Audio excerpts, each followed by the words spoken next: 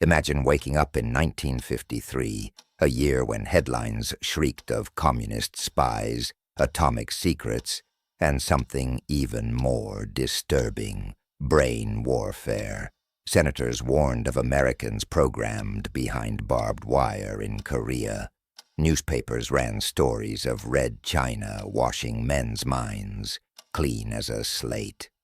And deep inside the brand new Central Intelligence Agency, a handful of chemists and spy masters asked a single question. What if the Soviets crack mind control first?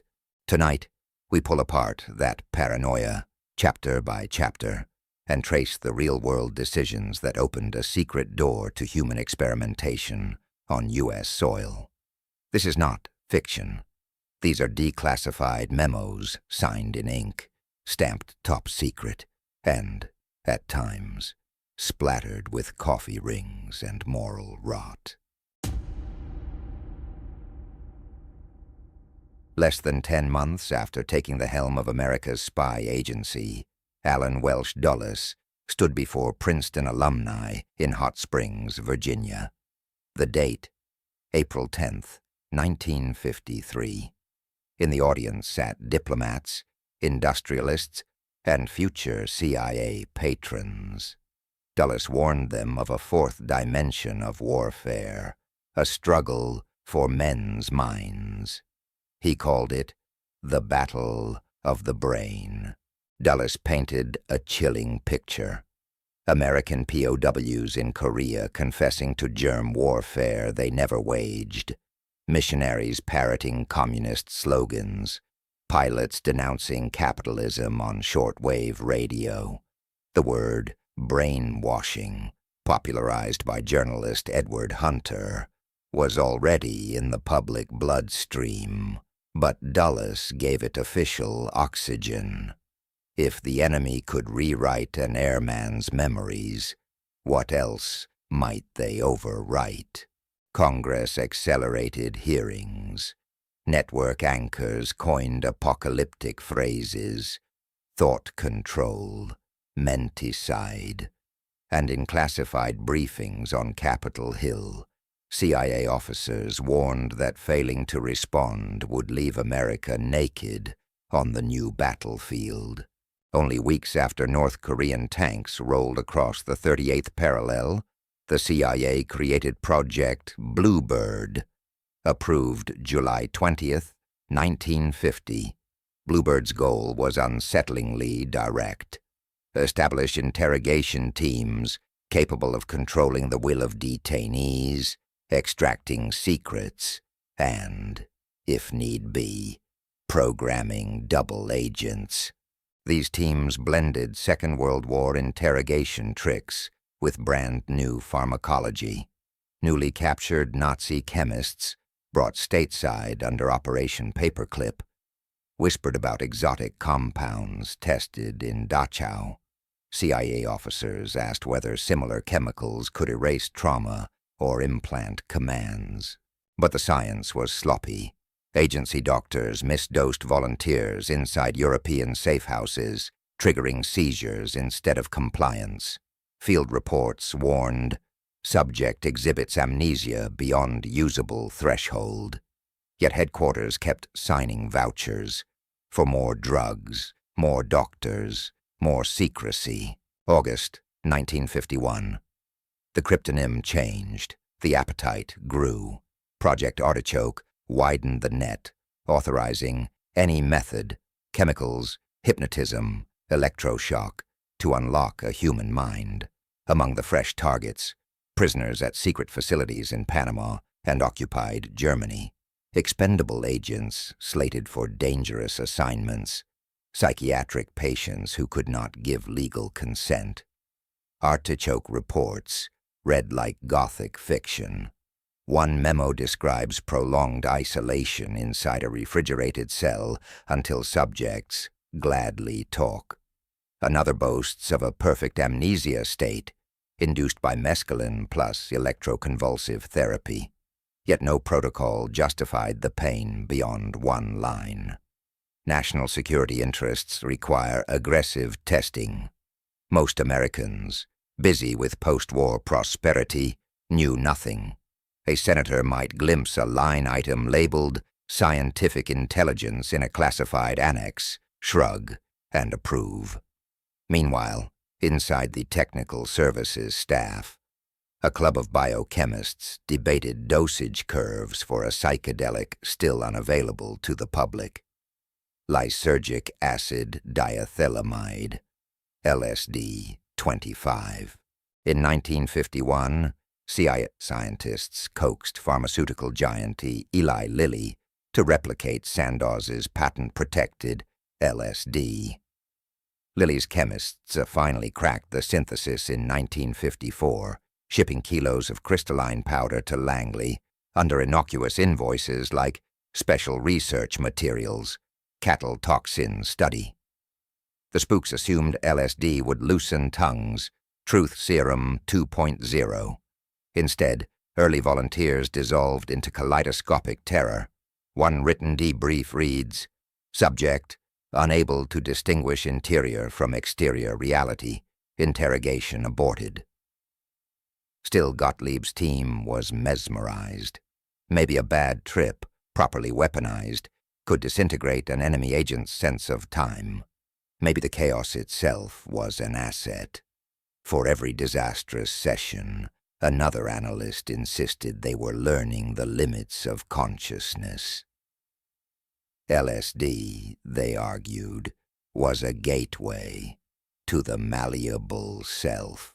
While CIA labs spiraled into chemical psychedelia, American living rooms binged on a new thriller, The Manchurian Candidate. Richard Condon's 1959 novel, and later the 1962 film, imagined a brainwashed assassin triggered by a playing card. Though fiction, its premise felt plausible because newspapers had spent a decade priming the public for mind control nightmares. Edward Hunter's columns, amplified by Hearst papers, treated brainwashing as settled science. Hearings on Capitol Hill invited ex-POWs to recount blank memories of interrogation chambers. Even if their stories were inconsistent, they confirmed the nation's fear that someone, somewhere, had mastered the dark art. Inside the CIA, press clippings reinforced internal urgency. See? The public knows. We have to keep up, or get ahead. That feedback loop, a democracy's free press stoking a secret agency's insecurities, pushed the U.S. deeper into ethical gray zones. Here lies the paradox at the heart of American espionage in 1953. A nation built on individual liberty sought to dismantle liberty inside selected individuals, just as the Nuremberg Code demanded informed consent for human experiments. CIA memoranda reclassified captive minds as operational resources. One desk officer wrote almost poetically, "We are sailors navigating an unknowable sea. Some vessels will sink." He understood the stakes. If experiments leaked, the moral image of the United States could capsize. Yet he also believed that not experimenting risked losing the Cold War. This was not the rational calculus of a Bond villain. It was the messy arithmetic of institutions in panic. The same year Dulles spoke of brain warfare. Another agency branch distributed leaflets about family fallout shelters for nuclear attack. Existential dread saturated policy rooms. Under such pressure, lines blur, ethics bend, and covert programs receive rubber stamps. At CIA headquarters, April 13th, 1953, dawned like any other Monday. Yet by sundown, an unsigned memo had redirected history. The document, approved by Director Dulles, established a new umbrella project absorbing Bluebird and Artichoke. Its cryptonym, MKULTRA. Notice the nomenclature. MK indicated technical services. ULTRA echoed the World War II code-breaking triumph against Nazi ciphers. In other words, mind was the new Enigma machine. Break it, and entire armies might follow. The memo set aside a black budget, initially $300,000, equal to roughly $3.5 million today. But more important than money was latitude. Sub-project chiefs received near-total autonomy. Recruit universities under front grants, tap prisons, even partner with foreign intelligence services, so long as quarterly summaries landed, lightly redacted, on Gottlieb's desk. Critics inside the government, yes, there were a few, wondered whether America was imitating the very regimes it condemned.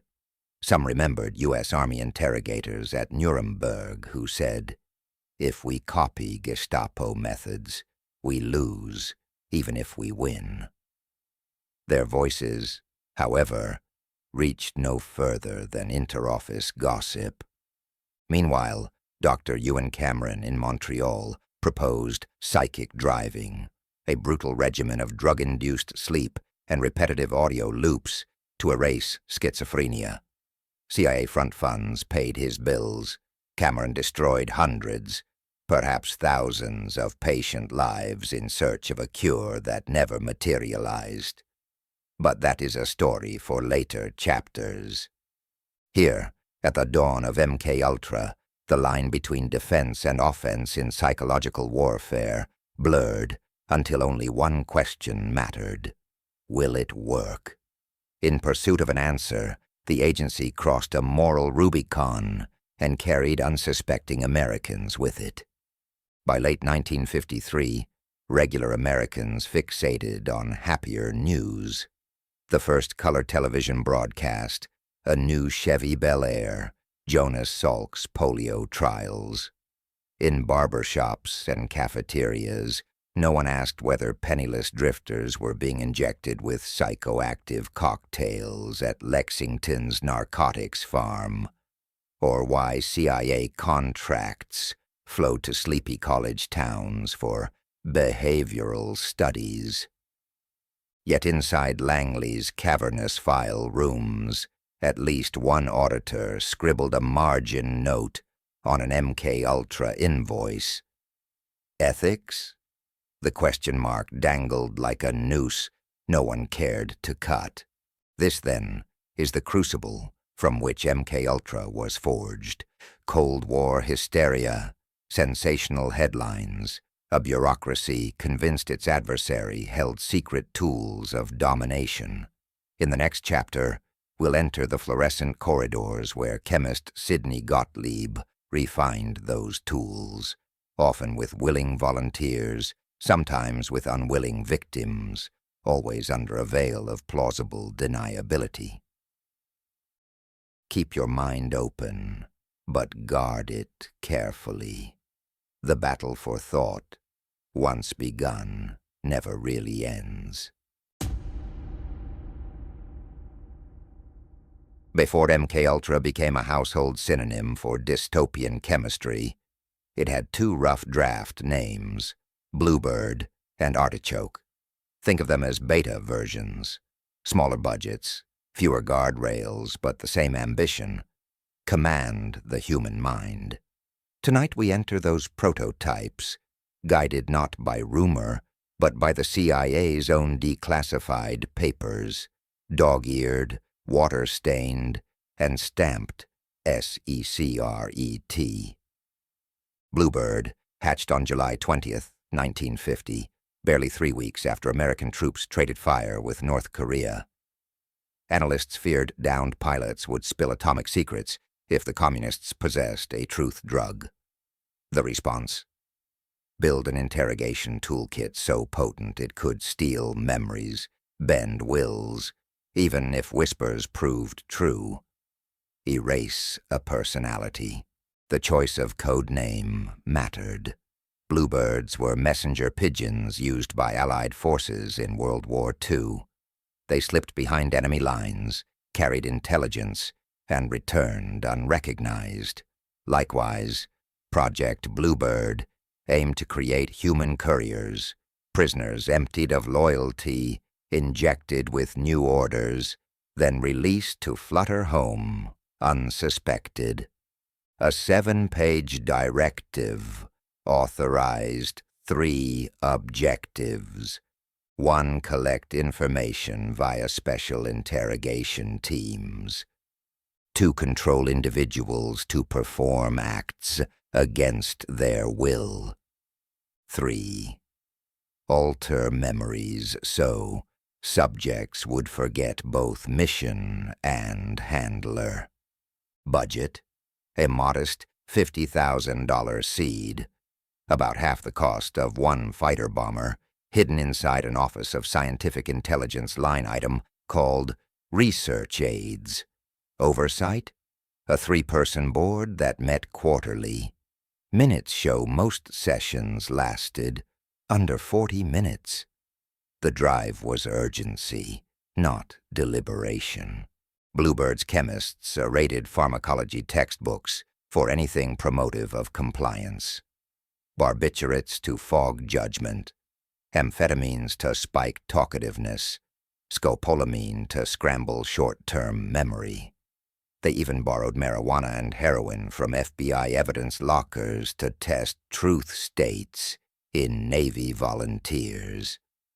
Yet drugs were only half the kit. Field manuals proposed sleep deprivation, temperature shock, and restricted sensory fields, technogues that leave no fingerprints but pulverize circadian rhythm. A 1951 safe house log from Frankfurt records Subject 22 strapped to a dentist's chair under 500-watt bulbs for 48 hours, dosed periodically with pentothal.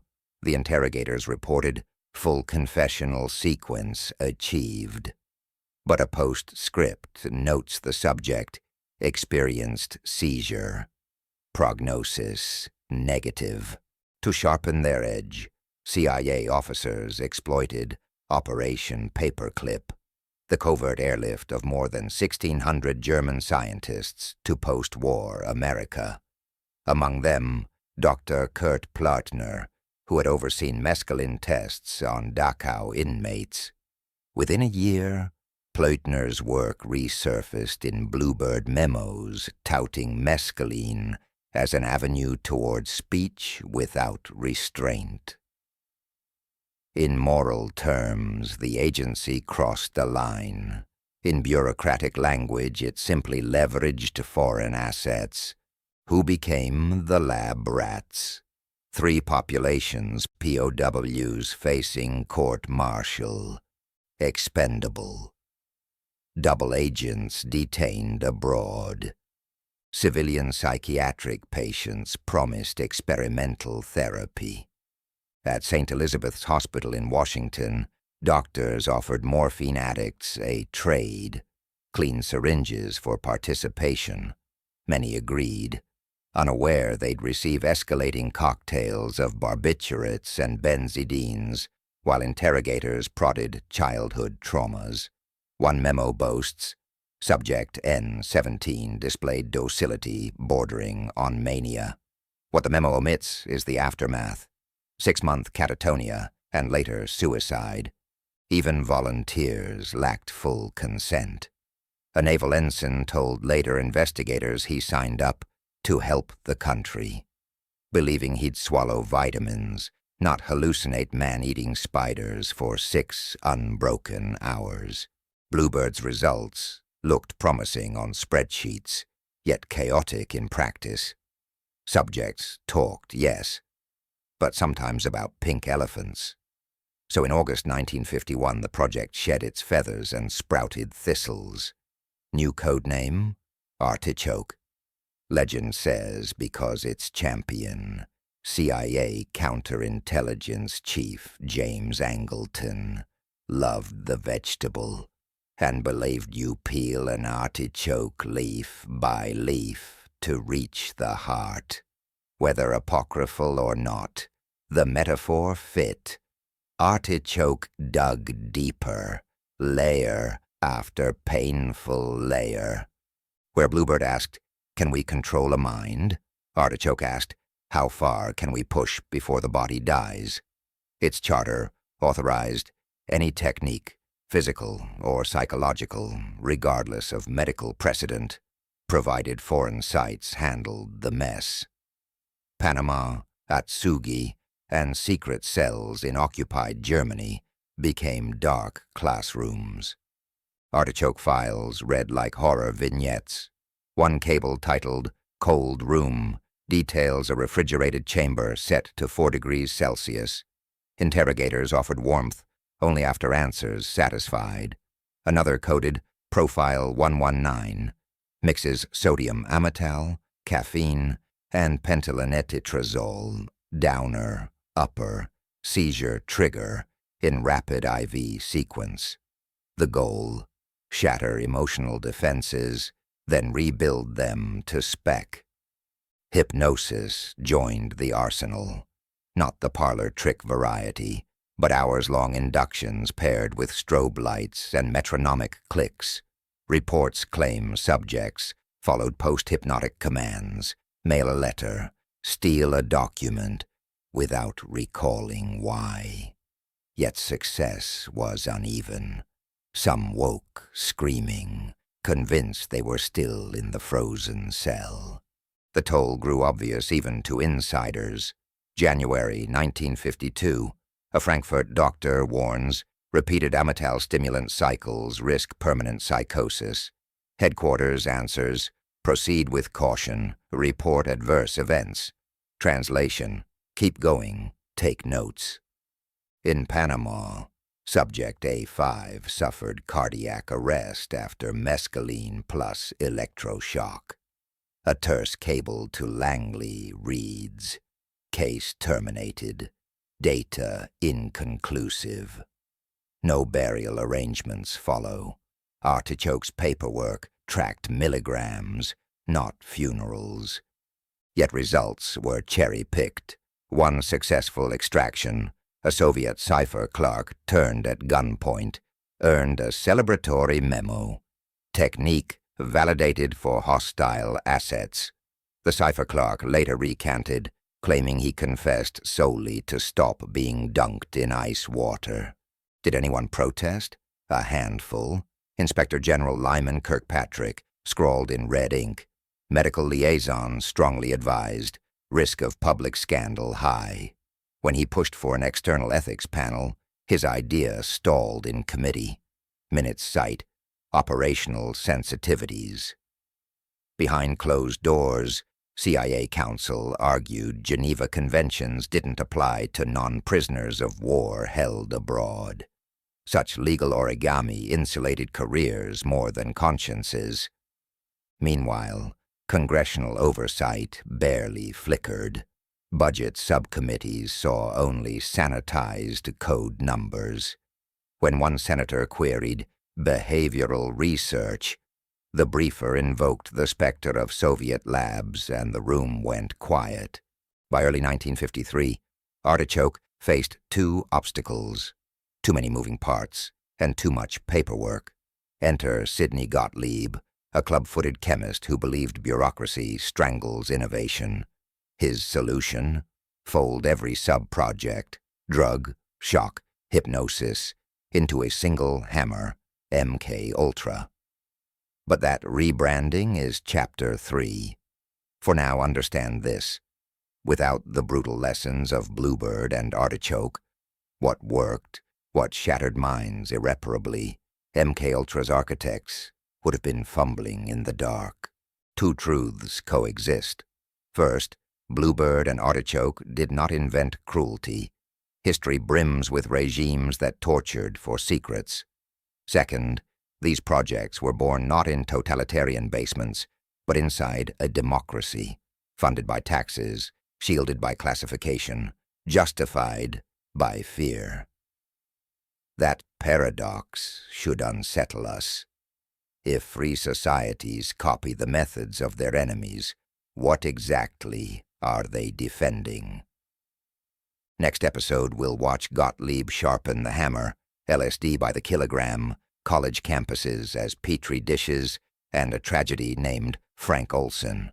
For now, let the early prototypes stand as a caution.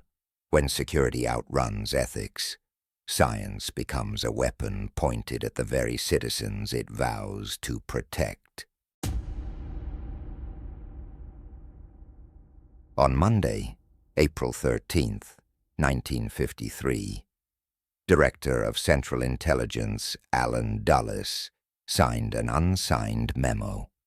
It set aside 300,000 clandestine dollars, roughly $3.5 million today, and wrapped every earlier mind control experiment under one new cryptonym, MKULTRA.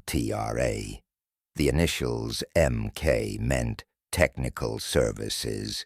ULTRA evoked the Allied code-breaking triumph that cracked Nazi ciphers. The symbolism was deliberate: break the mind, and whole armies might follow. Most Americans that day read about the Red Sox versus the Yankees. None knew their tax money was funding a chemistry set that treated human consciousness as raw material. Tonight we watch that door swing open and meet the man who walked through it carrying a box of vials. CIA Order Number 355, now declassified. Authorized: research and development of chemical, biological, and radiological materials capable of employment in clandestine operations. The memo gave project chiefs blanket permission to bypass normal contracting rules and to run sub-projects in such manner that their origin cannot be traced. In Washington's cryptic dialect, that meant, spend what you need, tell us as little as possible. The same document installed a 41-year-old chemist, club-footed, soft-spoken, brilliant, as program manager. His name? Sidney Gottlieb. Gottlieb joined the agency in 1951 after work on ergot alkaloids, fungal compounds laced with hallucination. Recruited by Fort Detrick's bioweapons pioneer Ira Baldwin, he quickly earned a reputation as the Black Sorcerer, the man who could find a toxin for any task. He kept goats on a Virginia hobby farm, meditated with beat poets, and wrote haiku about death. Yet by day he mixed poisons designed to dissolve nerves, sterilize foreign leaders, or, in MKUltra's new charter, dissociate mind from body. Gottlieb insisted on two things before accepting the job: autonomy and deniability. Dulles agreed. The chemist now commanded an invisible fund, sub-project numbers instead of names, and carte blanche to recruit anyone from anesthesiologists to magicians. Provided quarterly digests landed on his desk. MKUltra's money moved through false bottoms. The Geschichter Fund for Medical Research, the Human Ecology Foundation, freshly minted grants to Harvard, Stanford, Columbia. Professors thought they were studying memory. In truth, they were feeding Gottlieb's data bank. By 1963, the sub-project count reached 149 and expenditures topped $10 million, 80+ million in today's money. Paperwork used the bland phrase, pharmacological materials.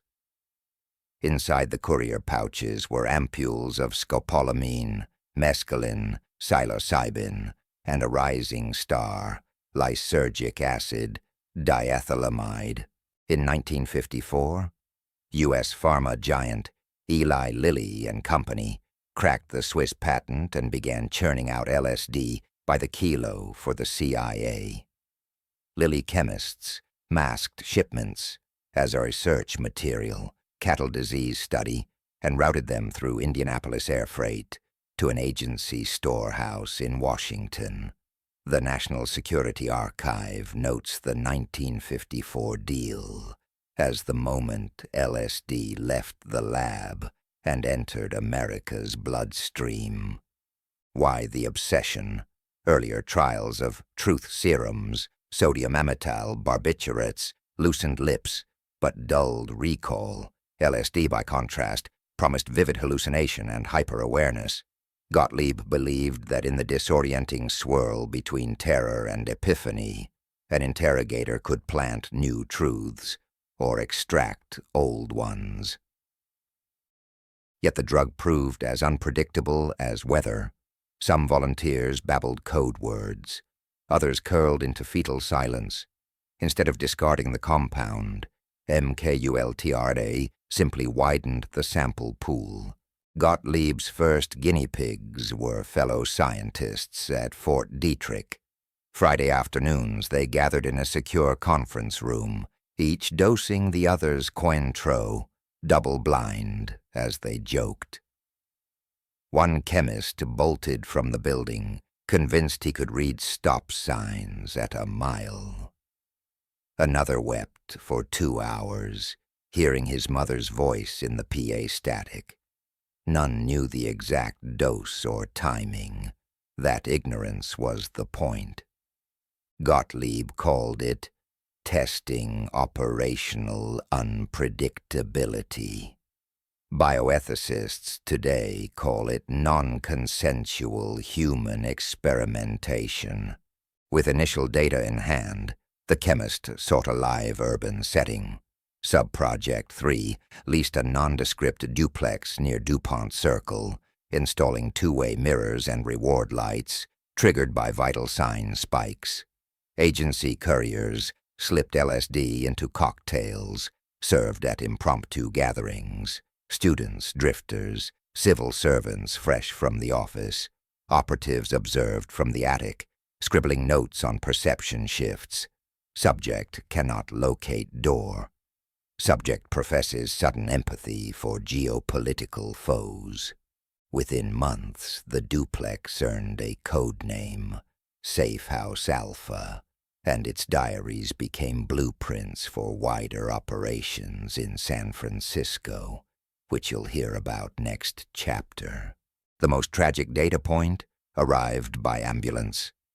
Frank Olson, an Army bacteriologist on Gottlieb's payroll, shared the Fort Detrick cocktail on November 18, 1953, unaware his cognac was spiked.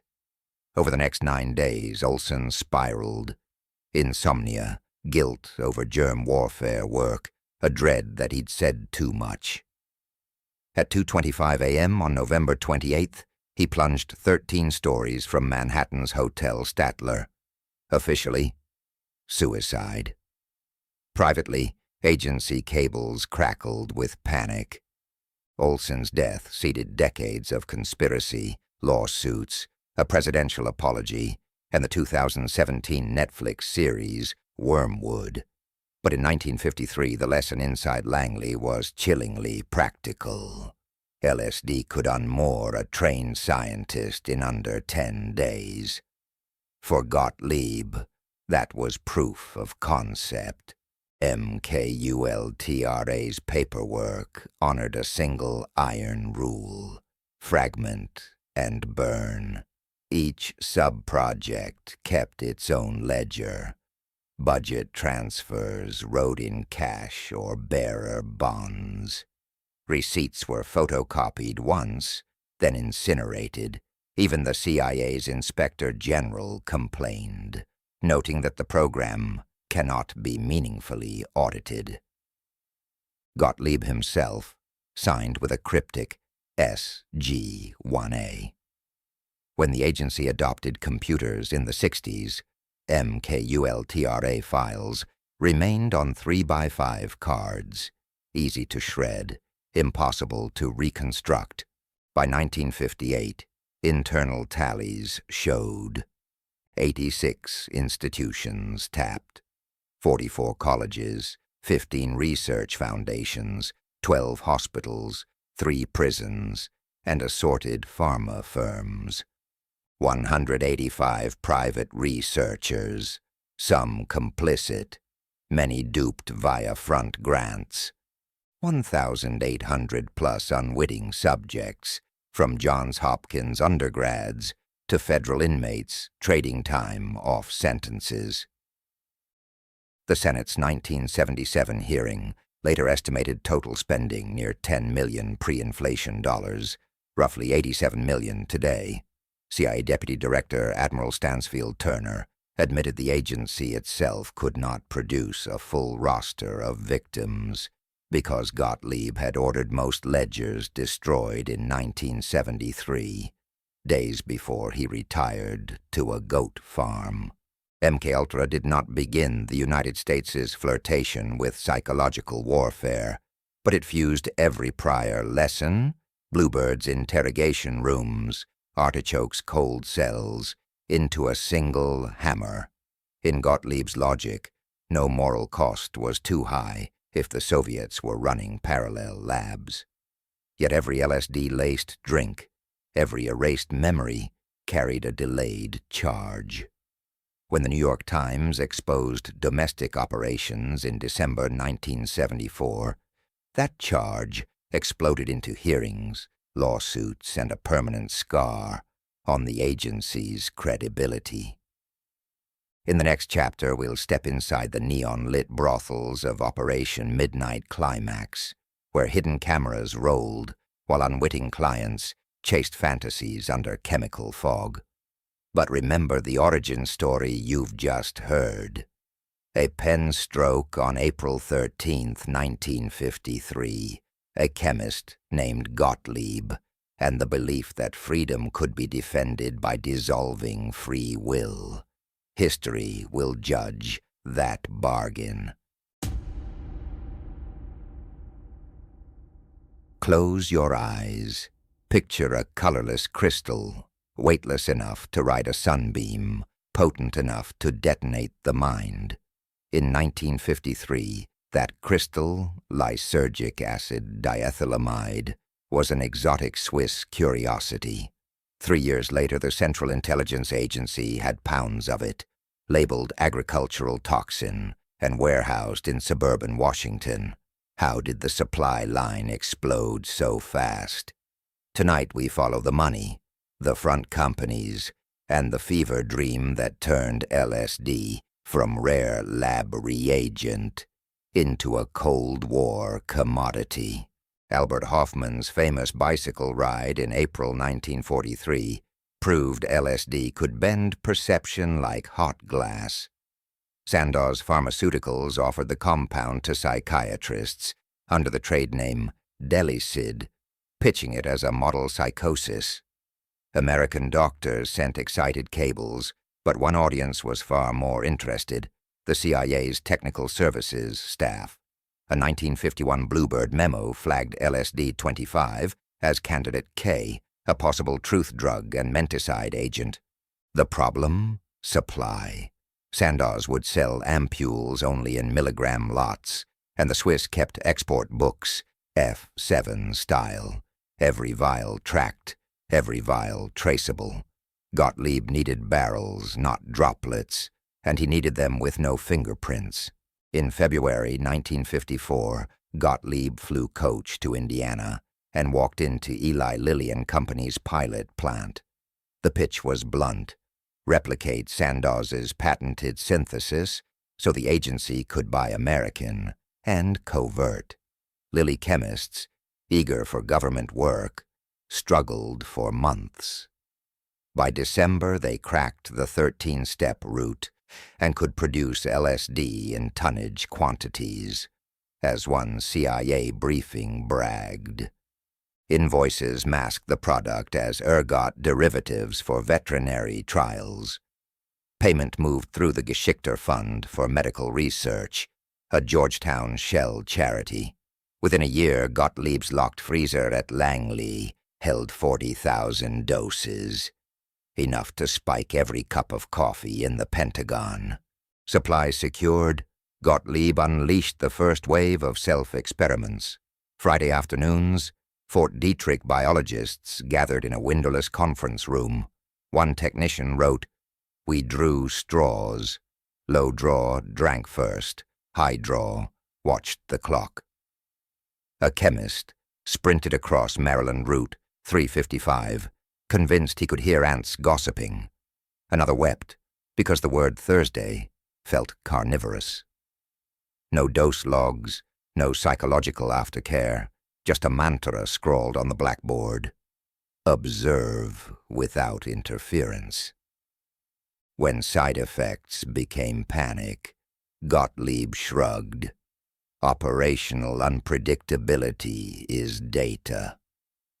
The ethics gap widened into a canyon. Next, the chemist wanted wild-type subjects.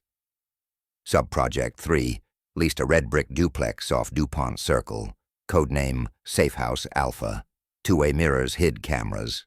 Reward lights blinked when heart rates spiked. Recruits had anyone lured to after-hours art salons, reporters, federal clerks, beatnik poets. Bartenders dosed martinis with 100 micrograms. Observers logged gems like, "Subject fixates on lamp, claims it broadcasts remorse." Another participant tried to exit via the refrigerator. Within weeks, Gottlieb pronounced the site a success. LSD could unravel strangers in real time, and, crucially, most couldn't name what hit them. Safe houses taught micro-scale chaos. Now the agency eyed macro-scale. In 1956, the CIA teamed with Army biowarriors for Operation Big City. 5 days of covert aerosol tests in Manhattan. Trucks fitted with rooftop sprayers misted simulated particles. Internal memos proposed swapping harmless tracers for ergot alkaloids, LSD fraction. Once wind models were verified.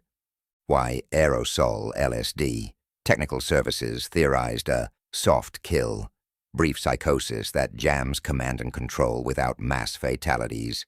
Weather records, Empire State Building ticket stubs, and a $1.50 observation deck fee appear in reimbursement vouchers. The smoking guns Senate investigators dissected 2 decades later.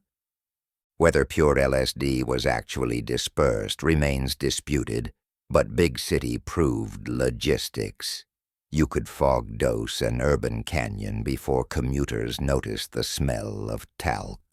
By 1959, Gottlieb's ledger listed 86 institutions, 185 researchers, and more than 1,800 unwitting subjects dosed. College psych labs, VA hospitals, even federal prisons where inmates traded sentence cuts for mystery vitamins. The Senate's 1977 MK Ultra hearing could only estimate totals. Most ledgers were torched in 1973, days before Gottlieb retired.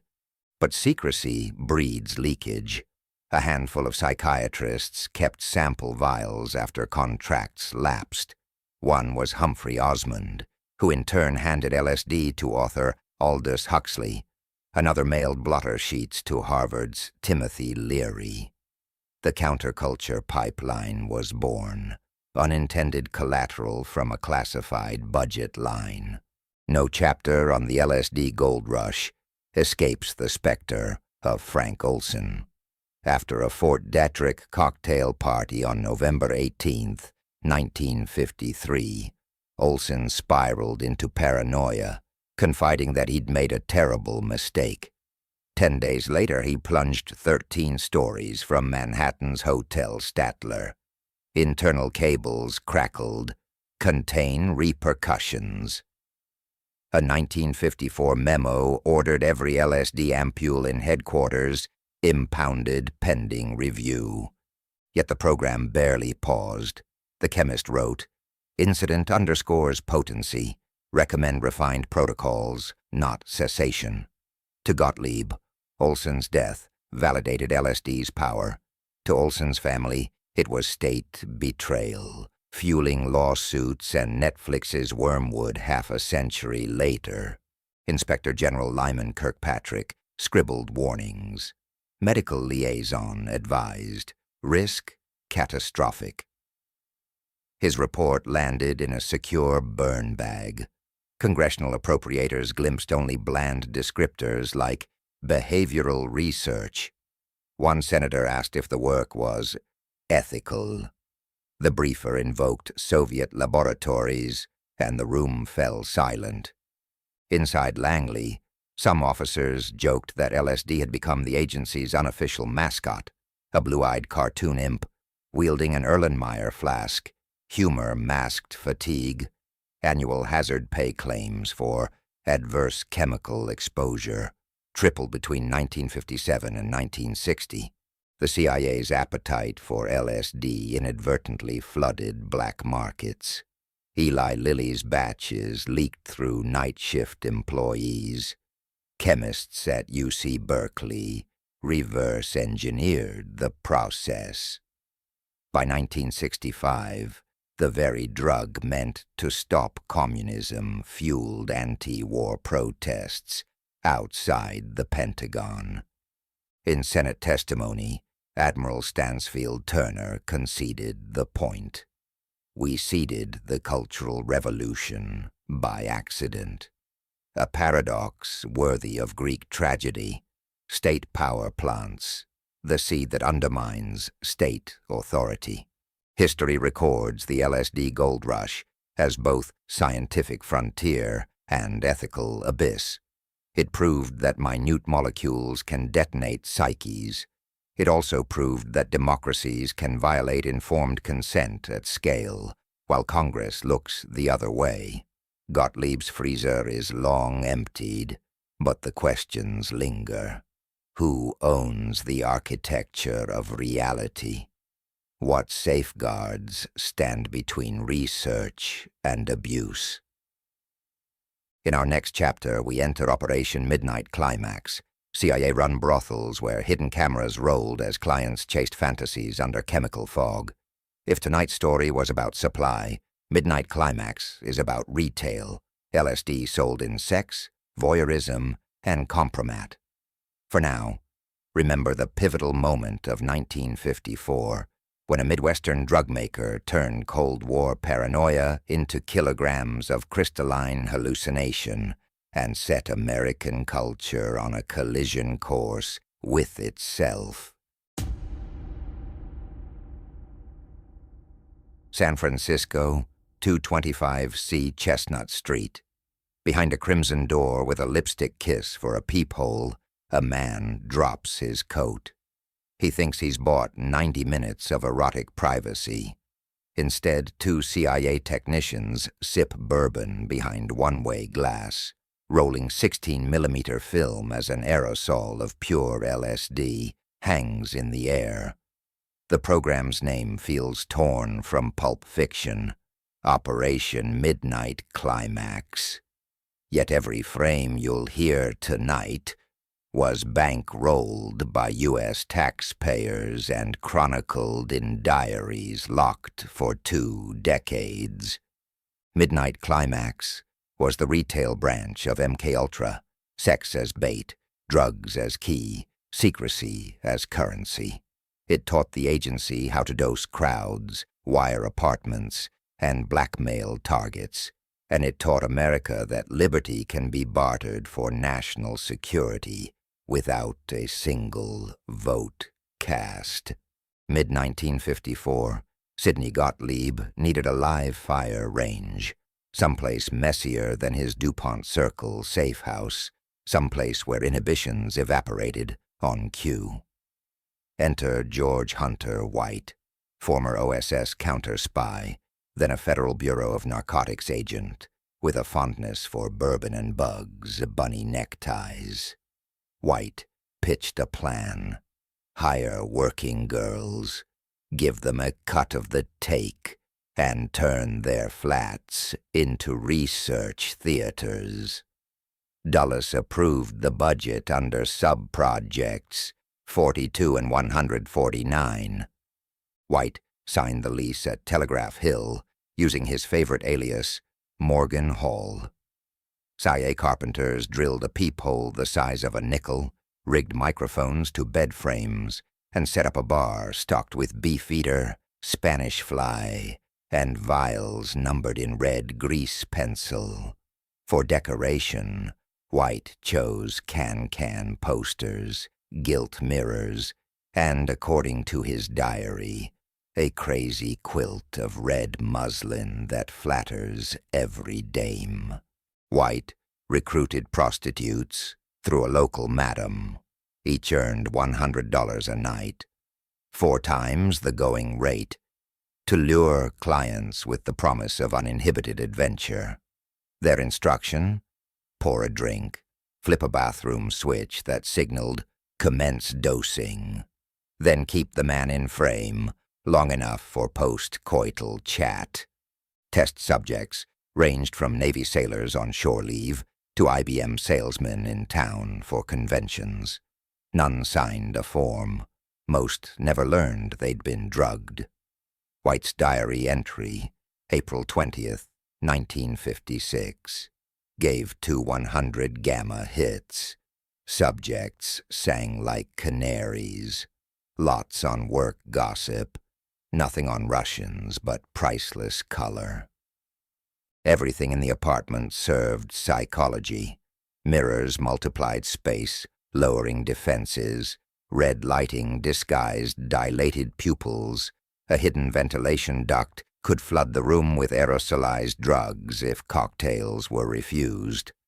A 2-way speaker allowed White to whisper suggestions. Take another sip. Tell her your real name. To test hypnotic priming. Technicians measured more than words. Blood pressure cuffs hid under pillow shams. An infrared camera charted skin temperature, looking for drops that signaled panic. Gottlieb wanted metrics. How fast does 75 micrograms dissolve hesitation? 125 micrograms. White obliged like a carnival barker with a scientific notebook. Sessions followed a choreography. Minutes after dosing, the prostitute guided conversation towards secrets. Ever take anything from the office? Any wild stories overseas? Meanwhile, White's reel-to-reel captured every syllable. If the client froze, she played pre-recorded coaxing loops piped through a bedside radio. You can trust me. Tell me everything. A December 1957 log lists 6 subjects. 3 confessed petty theft, 1 admitted adultery with a co-worker's wife, and 2 simply wept. White scribbled, "Not all birds sing, but the dope shows promise." CIA superiors flagged the tapes as potential blackmail stock. By 1958, White shipped canisters of 8mm film to Langley every quarter. Analysts complained the footage resembled stag reels. Gottlieb replied that sexual context amplified pharmacological effect, a convenient argument for a program where employees drank, smoked, and occasionally joined the party. One memo notes, Agent GW tested 200 micrograms on self, reported heightened voyeuristic satisfaction. The real metric wasn't confession, but manipulability. Could a dosed client be nudged to steal a document, start a fight, or, in theory, kill? White tried small tasks first, pocket a lipstick case, shuffle mail from one box to another. Results were mixed, but headquarters labeled the idea operationally appetizing. Success bred sprawl. In 1958, White rented 81 Bedford Street in Greenwich Village. Another safe house opened in Mill Valley. New York sessions swapped jazz for bebop, but the formula stayed: dose, film, ask, record. One visitor, a stagehand from the Ed Sullivan Theater, later told Rockefeller Commission investigators he felt Time folded like taffy, yet assumed it was cheap gin. White's ledger shows 242 unwitting subjects in Manhattan from 1958 to 61.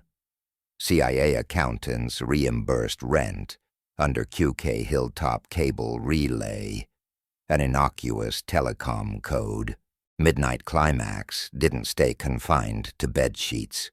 White's team sprinkled LSD into drinks at North Beach bars and squirted trace doses onto beach towels at Muir Beach to watch couples argue.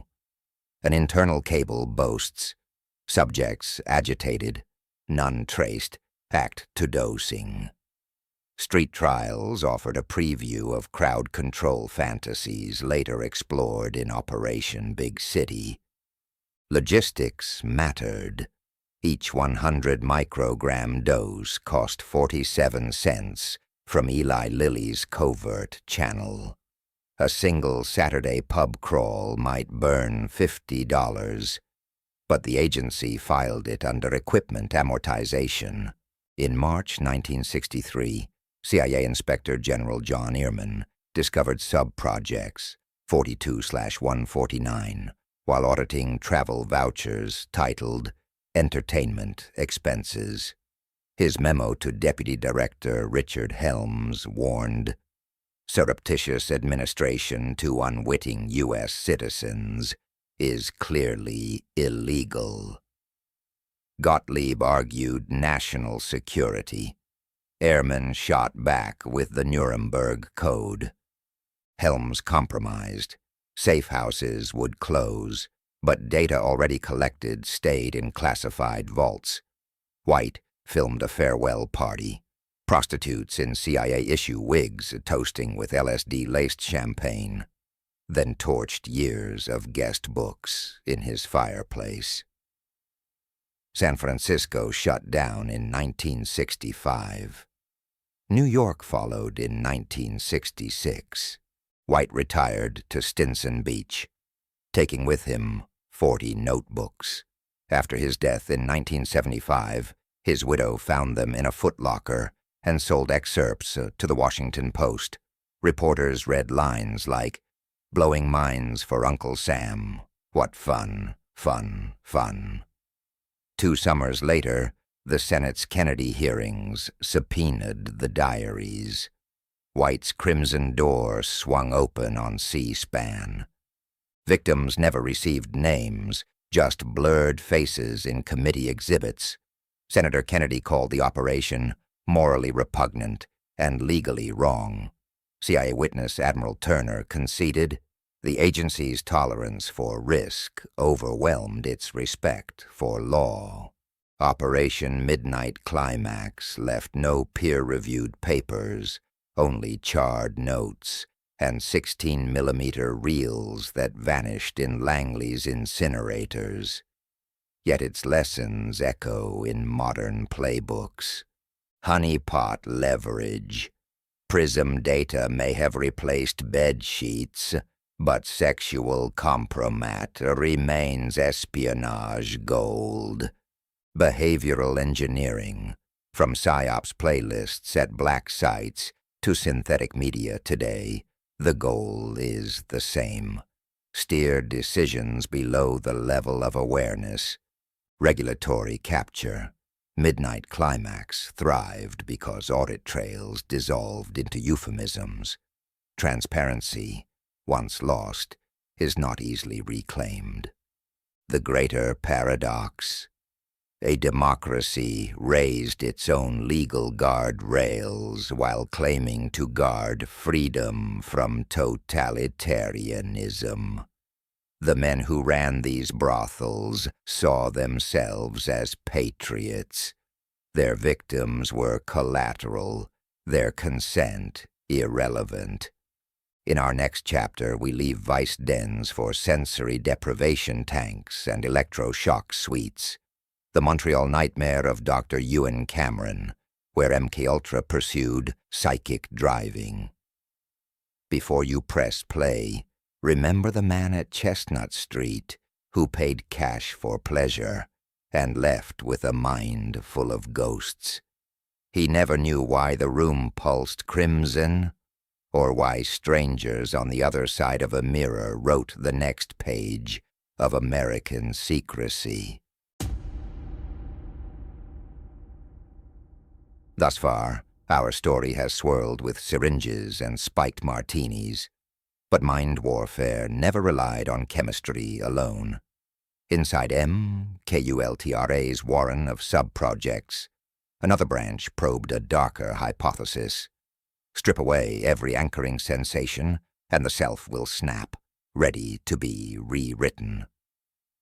Tonight we descend into strobe rooms, isolation tanks, and electric storms where technicians chased that break point, and sometimes crossed it forever. Names you'll meet: Donald Hebb, John C. Lilly, Ewan Cameron, were once celebrated scientists. Their notebooks chart the birth of sensory deprivation therapy, the abuse of electroconvulsive overload, and the looping hypnosis they christened psychic driving. The CIA funded them through Shell grants and, when lawsuits came, denied knowing the address.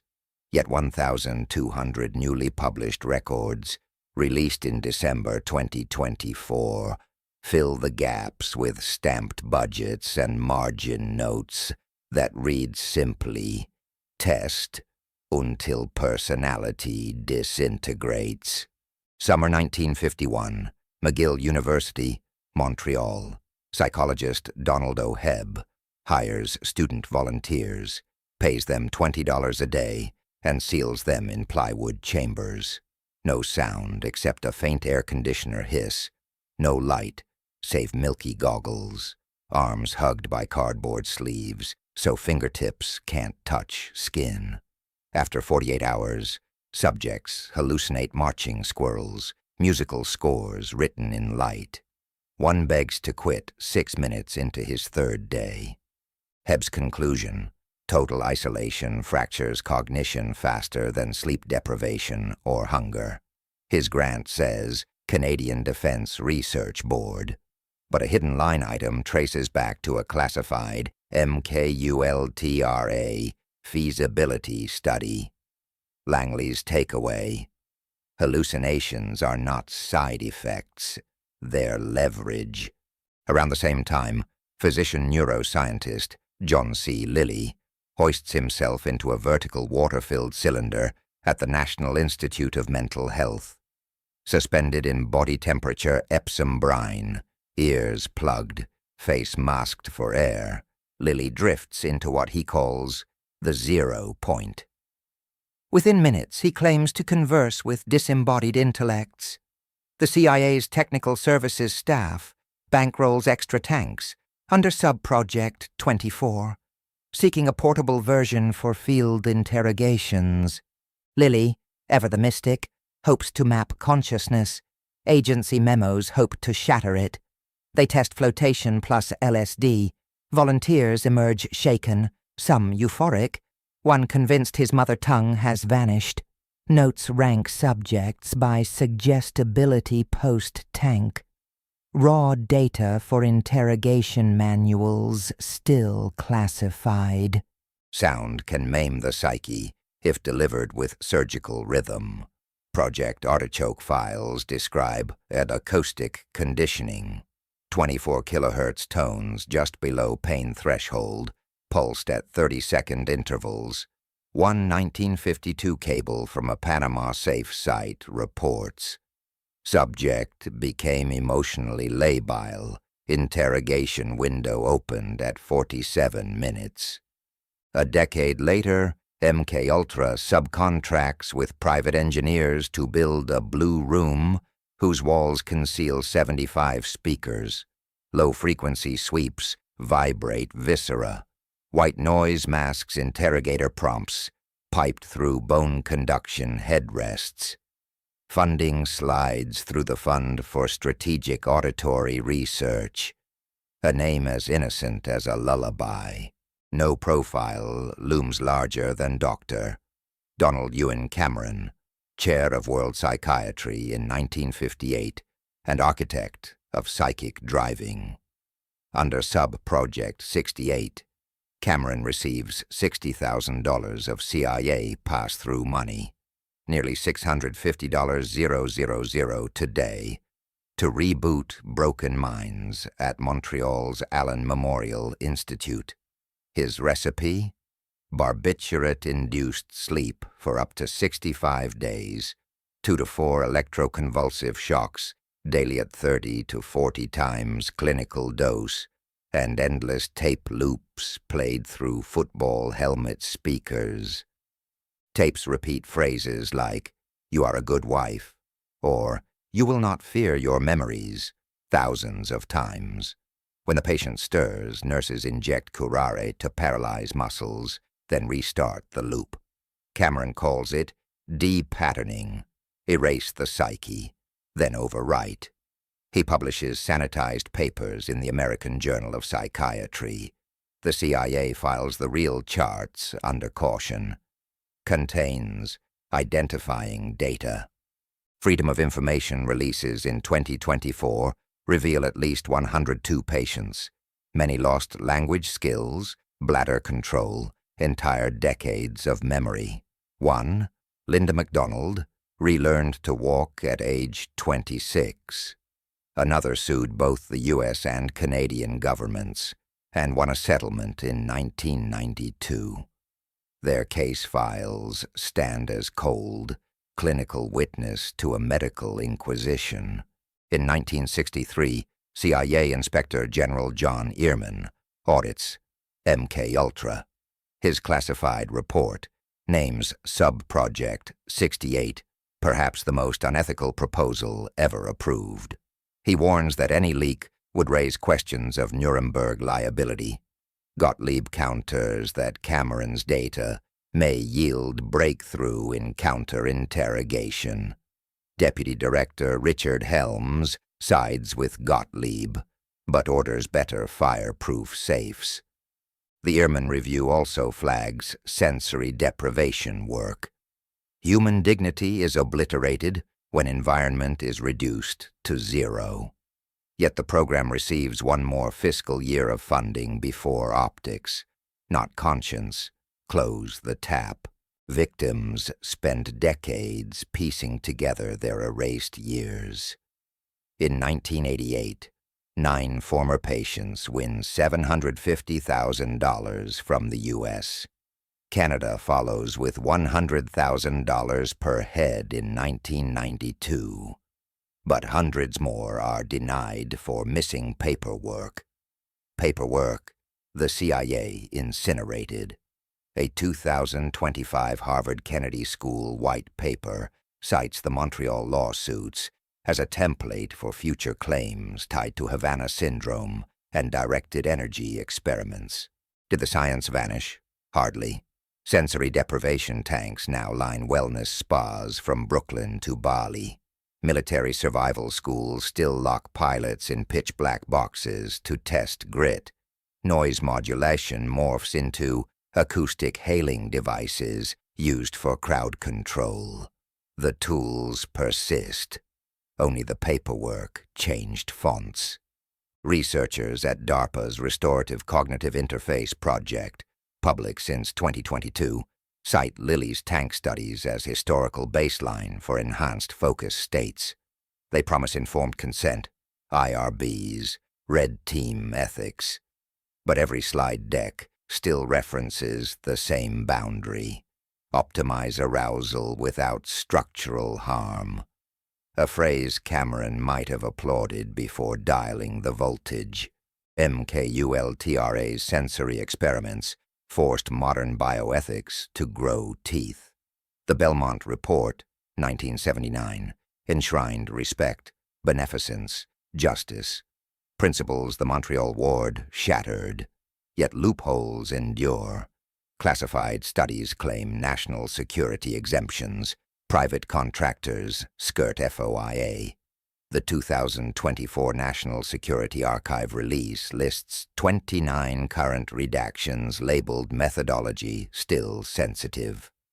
Harvard's 2025 symposium warns of neuroweapon drift. AI-tailored stimulus pods able to induce panic or passivity in minutes. MKUltra is no ghost. The keynote speaker says, "It's a living protocol forever seeking new devices." The room applauds uneasily.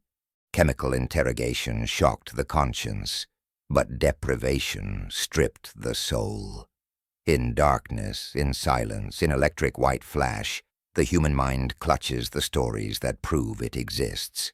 Remove the stories, and what remains is pliable tissue, ready for any imprint a government, cult, or algorithm desires. That was the wager of MKUltra's chapter of Void. Tonight we heard of plywood coffins at McGill, floating sarcophagi at NIMH, and psychiatric wards where memory died to a metronome. We saw how a democracy, terrified of enemies, imitated them, and we learned that survivors still negotiate settlements, while new patents chase the same neural switchboards. In Chapter 7, we confront collateral damage, Frank Olson's fatal plunge, and the broader toll on prisoners, addicts, and hospital patients, repurposed as data points. But carry with you the echo of Heb's black box. 48 hours of nothingness enough to unpick the seams of self. As the lights fade on this chapter, ask yourself which senses, sight, sound, touch, time, anchor your reality. If they vanished, who might rewrite you, and who would stop them? Every covert project has a body count.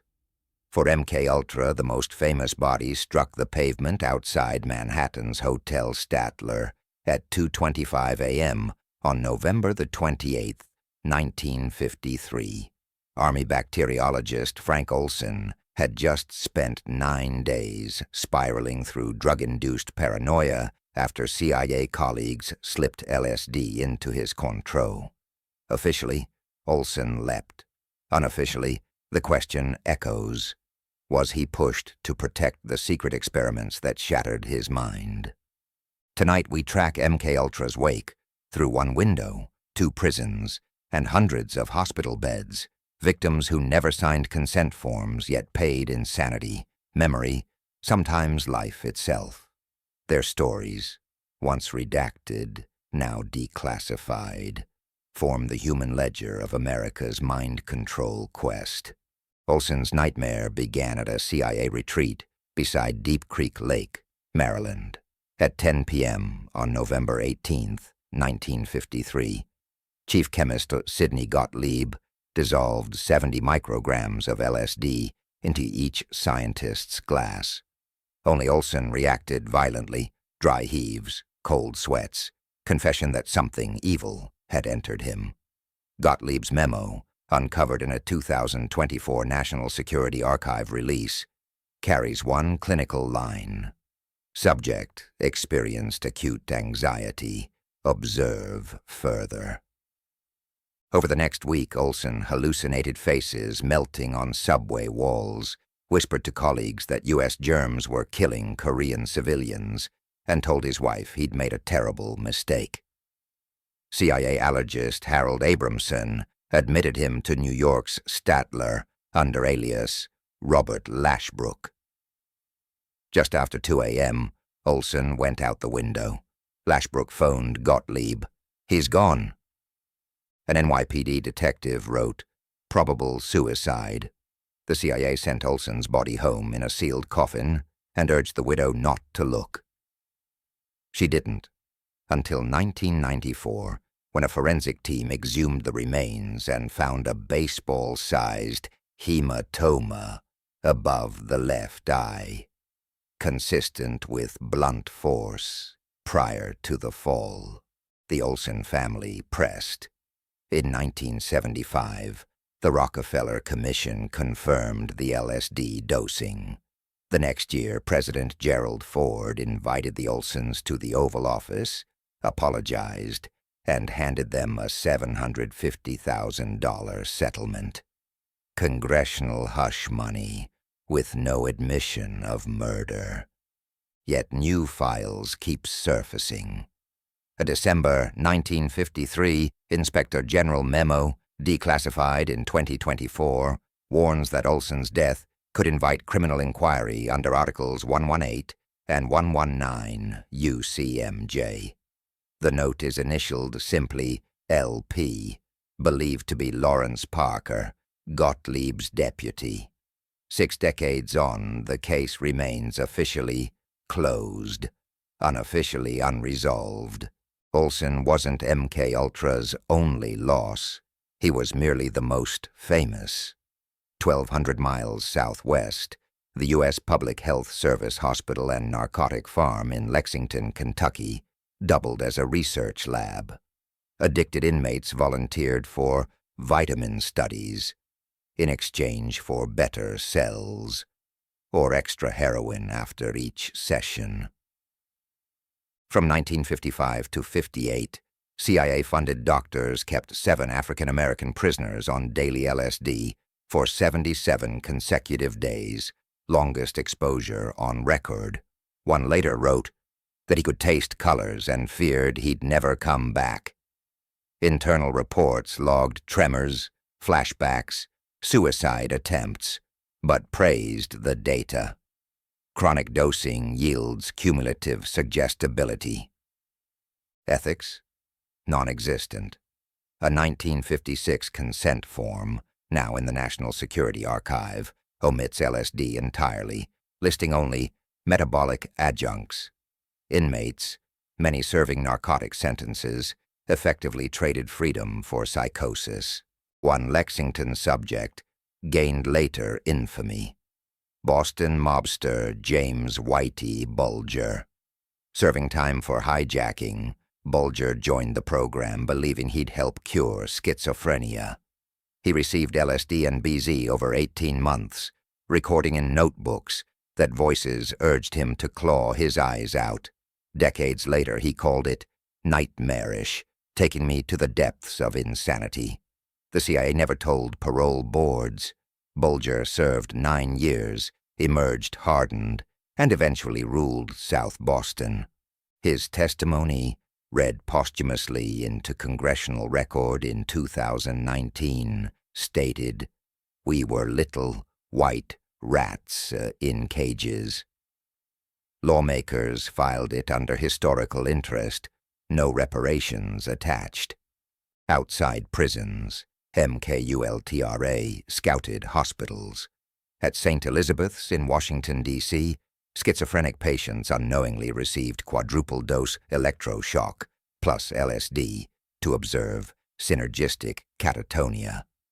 At Montreal's Allen Memorial Institute, Chapter 6's Nightmare, 102 patients left with erased memories, relearning potty training as adults. Most never got settlements. Many records burned in 1973 when Gottlieb, days before retirement, ordered sub-project ledgers destroyed. A surviving balance sheet shows $1.2 million spent on clinical stipends, $34,000 on burial contingencies. Even coffins were a budget line. December 1974, journalist Seymour Hersh breaks the story of domestic CIA spying. Panic sparks the Church Committee. Hearings in 1977 unveil 20,000 financial vouchers Gottlieb missed shredding. Senator Edward Kennedy calls MK Ultra an American nightmare. Director Stansfield Turner admits the agency cannot determine the full extent of injury because documents were deliberately destroyed. Taped testimonies of victims, voices quavering through voice scramblers, air on national TV. A Lexington inmate describes dreaming spiders for months. A McGill patient cannot recall her children's birth dates. America learns the term informed consent by hearing how it was denied. In 2025, The Harvard Kennedy School published Reparations and State Accountability, singling out MK Ultra alongside Tuskegee and compulsory sterilization as grounds for federal compensation. The paper cites lingering PTSD, flashbacks, and autoimmune disorders among survivors, conditions the CIA's own doctors forecast but never treated. Psychiatrists estimate fewer than 20% of living subjects have received compensation. Most die without recognition, their files still redacted under sources and methods. The report urges Congress to create a registry before the last witnesses vanish into unremembered graves. Trauma doesn't retire. If tonight's story rattles you, remember the 988 Suicide and Crisis Lifeline, launched nationwide in 2022. Dialing 988 connects anyone in the U.S. to trained counselors 24/7. No judgment, no paperwork, just a human voice. MK Ultra survivors lobbied to have 988 posted on every article about the program. They know what it means to stare at a wall of hallucinations and wonder if reality is broken, or if you are. Keep the number. Share it. Frank Olson's autopsy, Lexington's broken addicts, Cameron's erased patients, all spring from one doctrine: security outweighs consent. Gottlieb defended that creed until his death in 1999, telling a church group he had served as best he knew how. Service, however, also meant pulping lab notebooks, laundering grants, and budgeting for funerals. Secrecy breeds impunity. When documents burn, victims must prove injury without evidence. Reparations stall, historians argue, and descendants inherit only rumors. Every missing file is another brick in the wall between harm and justice. Collateral damage is a military euphemism, abstract, distant. Tonight, it has faces. The scientist who fell, the mobster who screamed at phantom birds, the patients who relearned to count.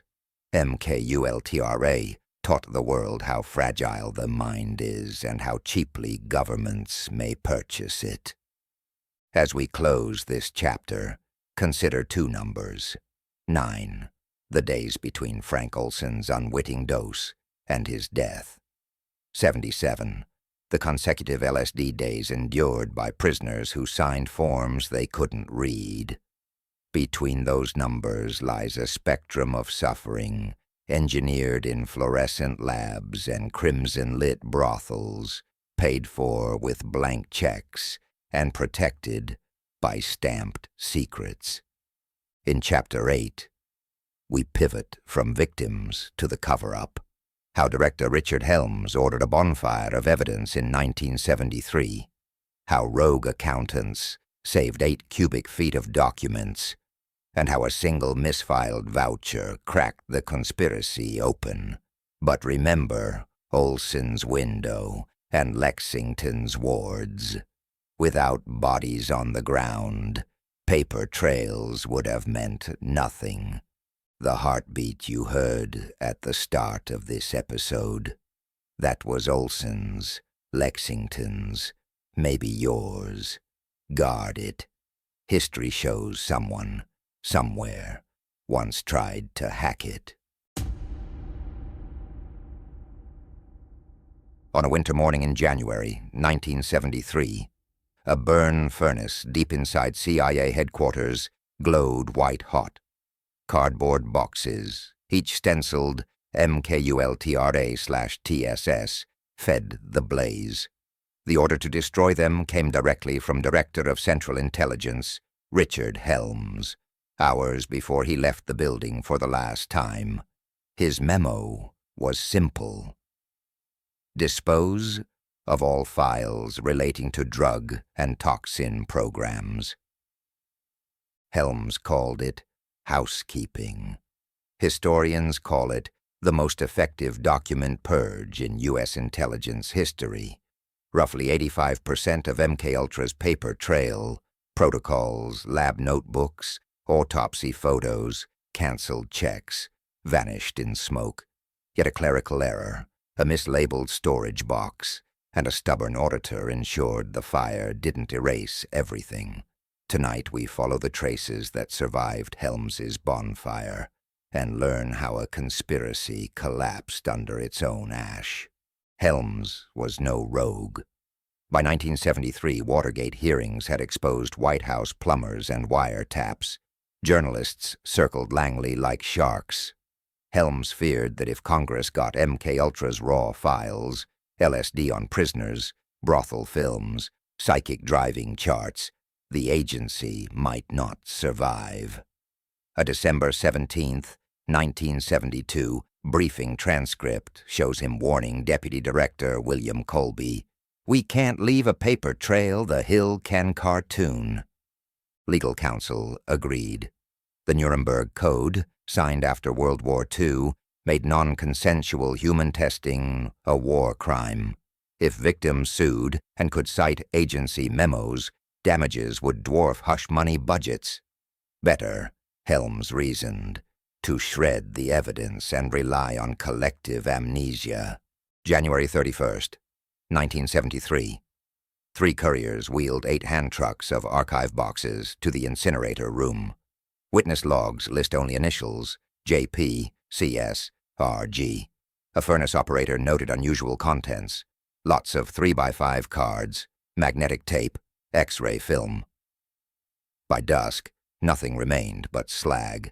2 days later, Gottlieb, now a consultant, filed his last expense report, line item, document disposal, $625.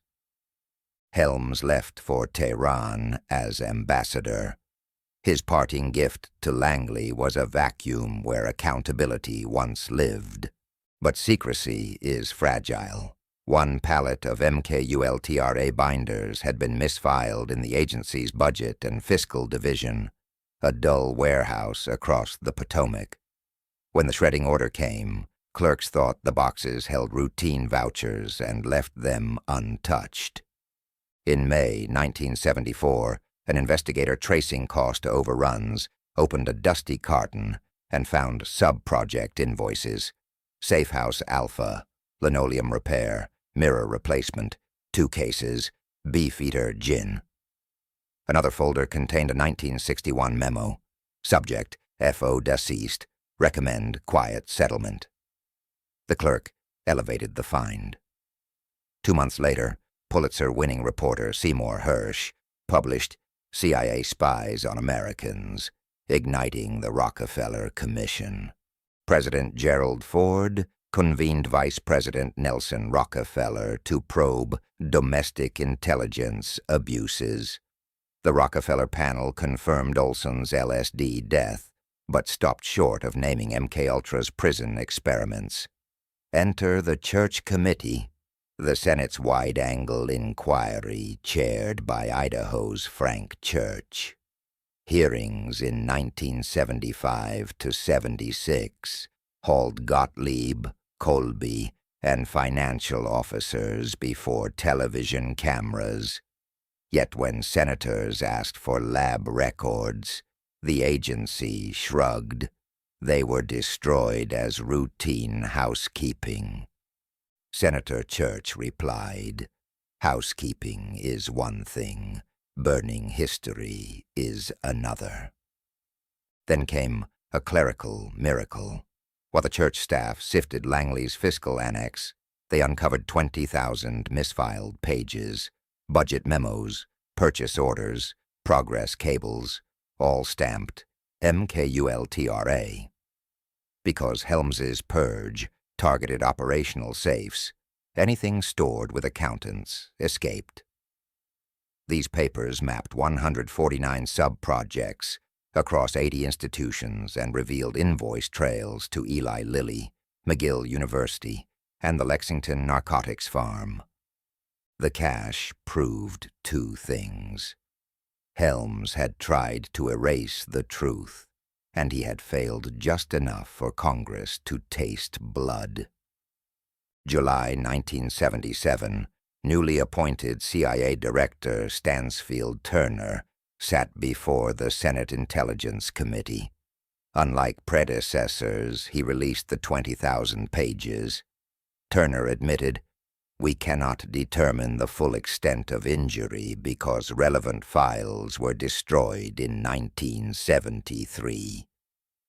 Press headlines screamed, "CIA candor at last," yet victims learned only fragments, code numbers, not names. Nevertheless, the declassified trove sparked civil suits, including the Olson family's wrongful death claim and Montreal patients versus U.S. and Canada. Most settled quietly. Some still crawl through courts today. For decades, researchers filed Freedom of Information requests, each yielding a sliver.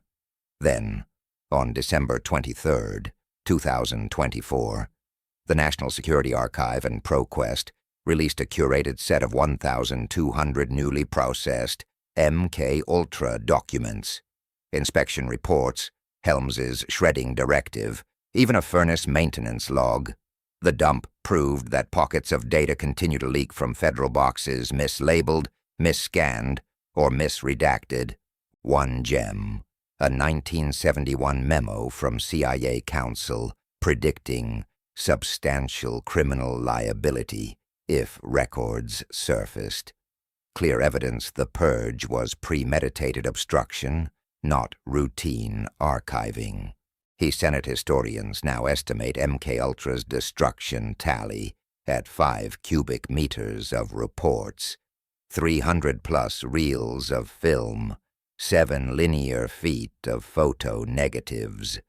What survives, about 15%, fits on a single hard drive, yet has consumed 50 years of lawsuits and scholarship. Helms's objective, shield the agency, backfired. Each missing page invites darker speculation. Polls from 2025 show 62% of Americans believe the CIA still hides major mind control programs. Secrecy breeds conspiracy, the way damp walls breed mold. What does Helms's bonfire teach us in an era of cloud servers and AI-generated forgeries? First, physical records, once burned, are gone forever, but digital logs replicate like spores. Second, even perfect deletion can't erase living memory. Technicians talk, victims testify, accountants misfile. Third, destruction itself becomes evidence. The very act of shredding raised red flags that guided archivists to the misfiled boxes. As one Senate aide quipped in 1977, "If they'd kept everything, we might have drowned in paper. Because they burned it, we smelled smoke." Richard Helms believed fire would cleanse the agency's sins. Instead, the smoke curled into congressional hearing rooms, into FOIA offices, into this very script. His bonfire reminds us that democracies own their past, even the parts officials try to cauterize. MK Ultra's surviving 20,000 pages are fragments, a ledger here, a photo there, but they expose a truth the furnace could not silence. When a state wagers that secrecy outweighs ethics, it eventually loses both. In Chapter 9, we journey into pop culture echoes, how Stranger Things, TikTok memes, and QAnon lore repackaged MK Ultra for the streaming age. But carry with you the hiss of shredders and the glow of furnace doors. Without the cover-up, the conspiracy might have remained a footnote. Because of it, the scandal became legend. So the next time an official says documents were lost, remember the box that escaped, the clerk who opened it, and the match Helms struck. History survives in accidents and in the people who refuse to mistake ashes for silence. Mind control once hid in burn bags and windowless labs. Today, it streams in 4K. Trends on TikTok and glints through Marvel fight scenes. If Chapter 8 was a bonfire of files, Chapter 9 is the Phoenix. The moment MKUltra's ashes blew across pop culture, seeding stories that billions now binge. From the Bourne Identity's amnesiac assassin to Stranger Things 11, the line between declassified horror and entertainment has thinned to a membrane. Has fiction educated the public, or blurred the scandal into cosplay? Tonight we trace the timeline, the tropes, and the unexpected ways a real covert program keeps scripting our collective nightmares. Pop culture discovered brainwashing before MKUltra was even born. Richard Condon's 1959 novel, The Manchurian Candidate, adapted to film in 1962, imagined a Korean War POW programmed to kill on command. Reviewers hailed it as plausible because the papers already warn of red brainwashing. They didn't know the CIA saw the movie as PR cover. Public already primed for possibility. A 1963 memo notes. Fast forward to 1974. Just weeks after Seymour Hersh outs domestic CIA spying, Marvel introduces Wolverine, a soldier scissored by memory implants. Comic historian Sean Howe calls Weapon X Watergate paranoia, wearing adamantium claws. In other words, real scandal, fertilized superhero myth. Robert Ludlum's Bourne trilogy, 1980-90, weaponized amnesia. CIA critics noticed parallels: clandestine program, broken agent, lethal fluency in foreign lands. When Matt Damon's film dropped in 2002, the DVD extras featured a doc called CIA on Film, but never once said MKUltra. The subtext was clear to media critics: distance the fiction just enough to dodge lawsuit. Across the pond, 1995's GoldenEye gave Bond a rival called 006, who quips about my parents and the Lubyanka. British press winked. Our MKUltra, referencing MI6's own half-buried project Artichoke UK sister files declassified that year. Nothing mainstreamed MKUltra like Netflix's 2016 to 2025 juggernaut Stranger Things. Series Bible cites real documents on Project MKOFTEN and Sub-Project 93 sensory tanks. Showrunner Matt Duffer told Variety, "We wanted fantasy but anchored in files we found at the National Security Archive." Eleven's shaved head echoes Montreal's psychic driving helmets. Dr. Brenner is a white lab coat remix of Sidney Gottlieb. In the week Season 1 premiered, Google searches for MKUltra spiked 4,600%. Classroom teachers reported students citing the show during Holocaust unit discussions on ethics. By Season 4, Nielsen clocked 7.2 billion streaming minutes in a single week, turning a 1950s black-budget codename into a Gen Z meme. Open TikTok. Search hashtag MKUltra. You'll scroll past Beyoncé blinking oddly, a glitching newscaster loop, influencers warning that Hollywood stars are mind slaves. As of May 2025, the tag hosts over 3.1 billion views. Media scholar Joan Donovan calls it participatory paranoia, where kernel true history feeds infinite remix. Why so viral? Short-form rewards, shock beats. Government-spiked LSD is tailor-made. The algorithm pushes content with high rewatches, micro-edits of Britney Spears' 2007 head shave next to lab coat photos score high engagement. Reality dissolves into A/B cuts faster than the app mods can fact-check. Pop lyrics joined the echo. Muse belts. They'll try to control you, MKUltra, on their 2009 album, The Resistance.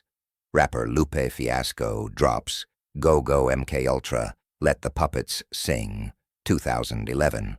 Even Taylor Swift's Easter egg hunters parse snake imagery as independence from handlers.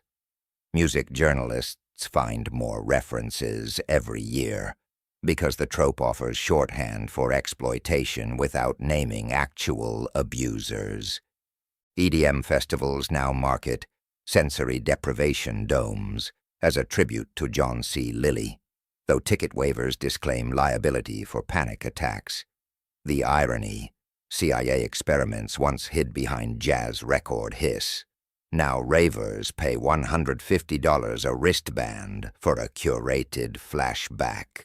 Every high-profile celebrity breakdown, Kanye's stream of consciousness interviews, Doja Cat's Illuminati livestream, spawns tweets, MKUltra glitch. Media psychologists note the pattern mimics 1970s cover-ups, unexplained behavior, plus classified history.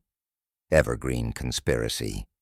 The myth explains randomness with agency-wide puppetry.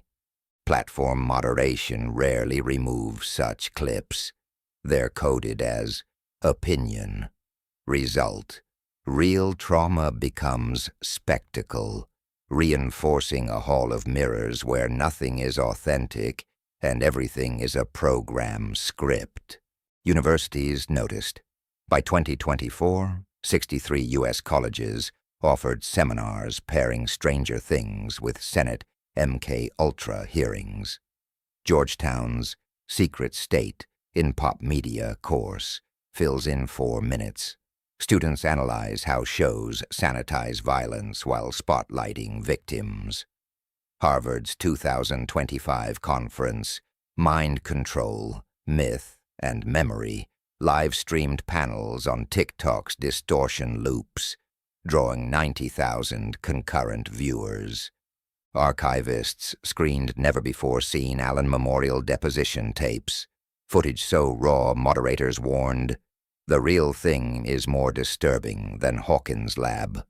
Students gasped, proving that pop culture sparks curiosity but can't substitute for primary evidence. As one panelist said, if Netflix is the appetizer, FOI is the meal. The CIA itself joined the meta-conversation. In 2019, its verified Twitter account posted, "No, we can't control your mind, but we do love Stranger Things." Critics called it cheeky deflection. Agency interns call it brand management. The tweet racked 120,000 likes, turning a once top-secret cryptonym into a meme with an official wink. In 2023, outgoing director William Burns answered a podcast fan question on MKUltra. Dark chapter, we've learned. Yet internal IG reports still redact testing techniques under current methods. Transparency has a punchline and a padlock. Etsy lists 12,000-plus items tagged MKUltra, tie-dye tees with LSD blotters, enamel pins reading "Property of Project 68," neon posters of Frank Olson falling through glitch stripes. A cottage industry monetizes trauma via nostalgia core design. Critics liken it to selling Chernobyl mugs, yet orders rise 18% year over year, according to Marketplace Pulse. Why buy it? Cultural theorist Mark Fisher argued that consumerism metabolizes critique. Buy the shirt, feel radical, keep scrolling. MK Ultra merch lets buyers wear dissent, while the algorithm tallies sales. Even the revolution gets a SKU. MK Ultra's legacy isn't just footnotes and lawsuits.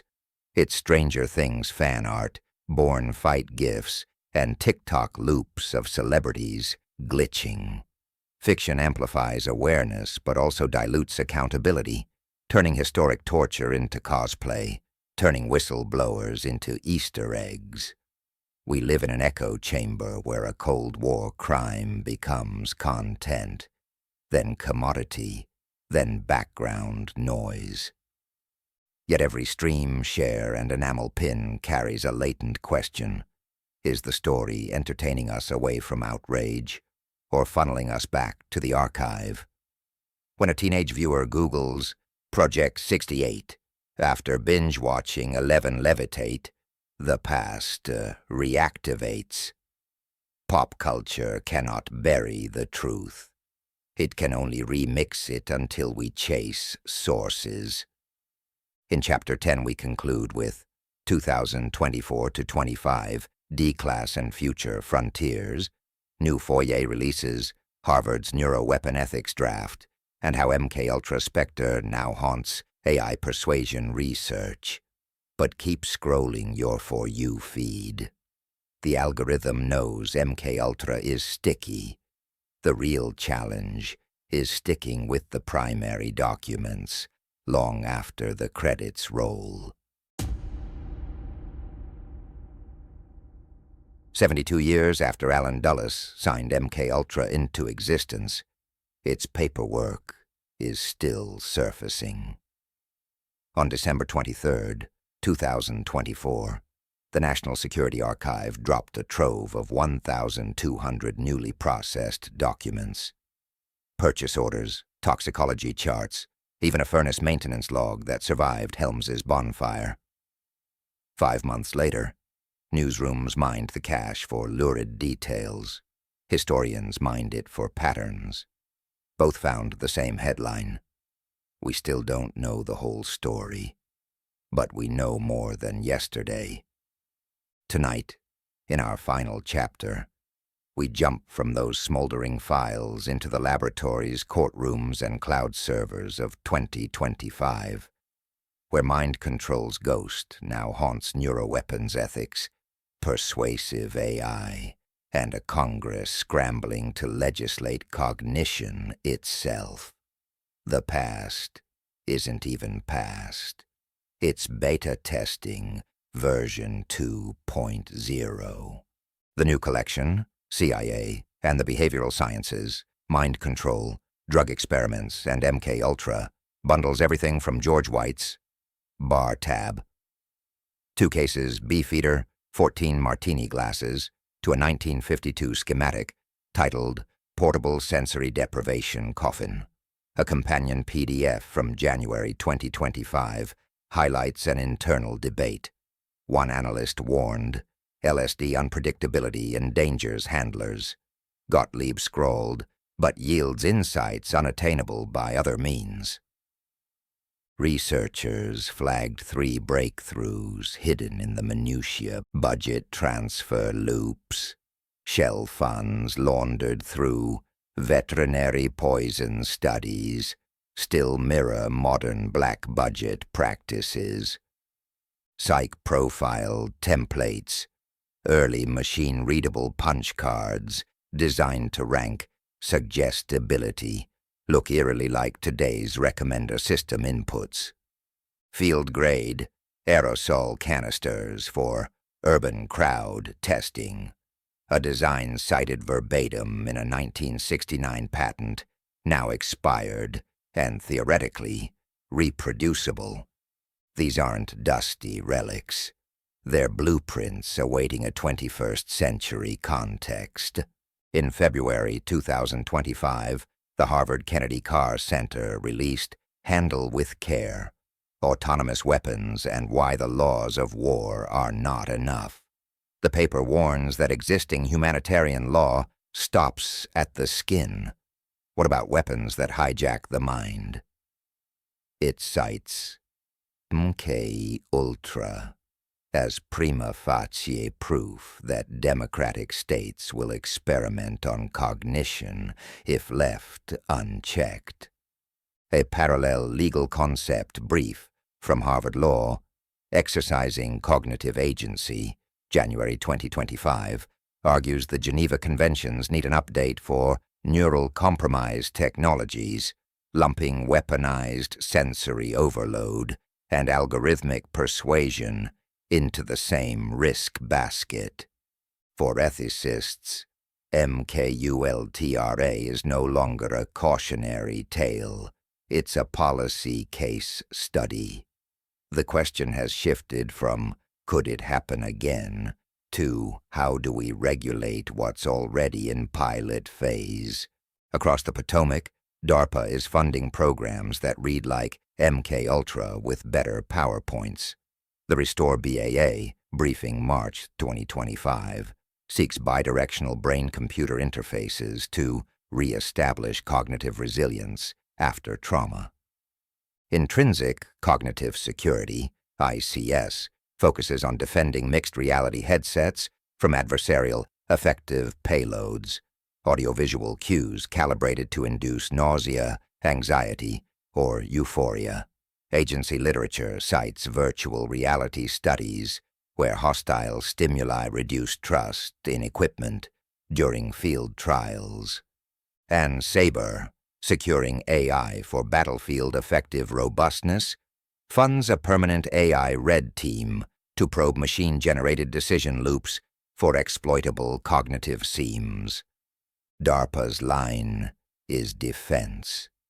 But critics remember that MK Ultra also flew the banner of defense until lines blurred into brothels and black cells.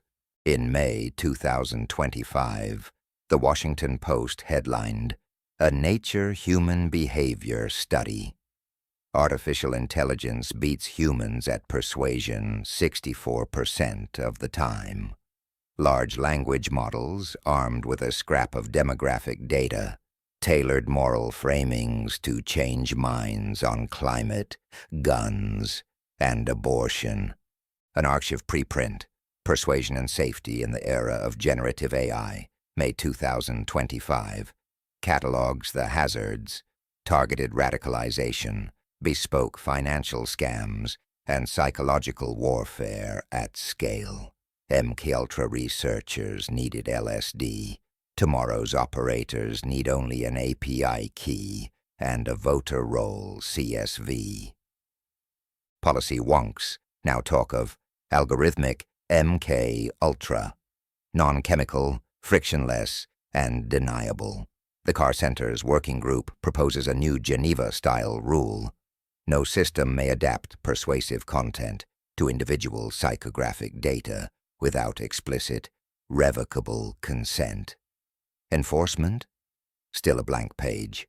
Congress, feeling the heat, introduced H.R. 1448, Peer Mental Health Act of 2025, requiring federal grants to certify no covert neuromodulation or data-driven persuasion research on unwitting subjects. Language is tame, but it's the first bill to name algorithmic cognition hazards in the U.S. Code. In April 2025, the House Veterans Affairs Oversight Subcommittee held Answering the Call, Examining VA Mental Health Policies. Witnesses cited MK Ultra survivors still seeking benefits, arguing that new AI psychological tools could produce a second wave of invisible injuries. Legislators floated a cognitive impact registry, essentially a VA for digital trauma.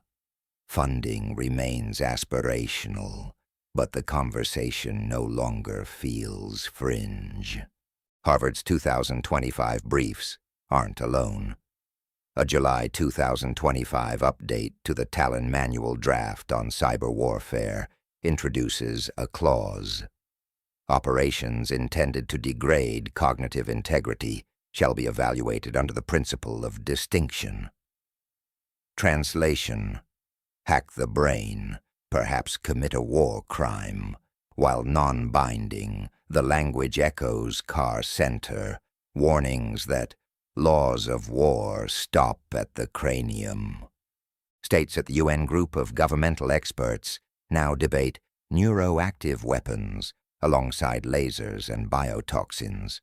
Canada submitted a working paper citing MKULTRA victims as evidence of long-term humanitarian fallout. Tech firms smell regulation and preempt with white papers. Harvard's Mossavar Rahmani Center published The Dual Imperative, Innovation and Regulation in the AI Era, February 2025, urging an ISO-style audit for persuasion safety. DARPA's Bias Mitigation, BAA, wants hybrid symbolic neural methods to counter implicit manipulation vectors. OpenAI, Google, and Anthropic, fresh from partnering on DARPA's AI Cyber Challenge, commit to red teaming for behavioral harms. Skeptics recall Helms's promise of internal oversight in 1963. Intentions age poorly without transparency. The National Security Archive's April 2025 blog teases 4 more pallets from a Virginia record center under re-review. Archivists suspect these hold expense films from Midnight Climax and post-1970 hypnosis trials. Digital declassification speeds the trickle. Once secret PDFs now appear as OCR scannable text, ripe for academic NLP mining. But as Director Burns told a 2023 podcast, some methods remain classified. The tension between disclosure and doctrine continues, just without burn furnaces. Servers wipe at the speed of command line flags. Think ahead a decade. DARPA's RESTORE achieves closed-loop mood stabilization for soldiers. A hostile power reverse engineers the firmware. Generative AI persuasion systems read real-time eye tracking via AR glasses, pivot arguments in milliseconds. Neuroeconomic models price attention like carbon credits. A CTAS briefing warns that generative models will soon offer one-shot radicalization kits, tailored manifestos plus dopamine-tuned soundtracks.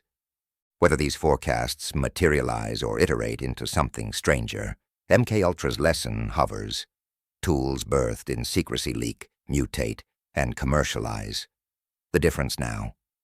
Scale. LSD spiked 1 drink at a time.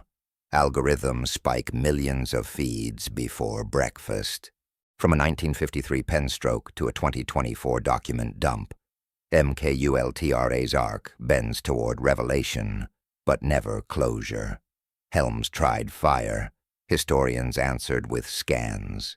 Netflix blurred horror into heroics. TikTok warped fact into glitch memes.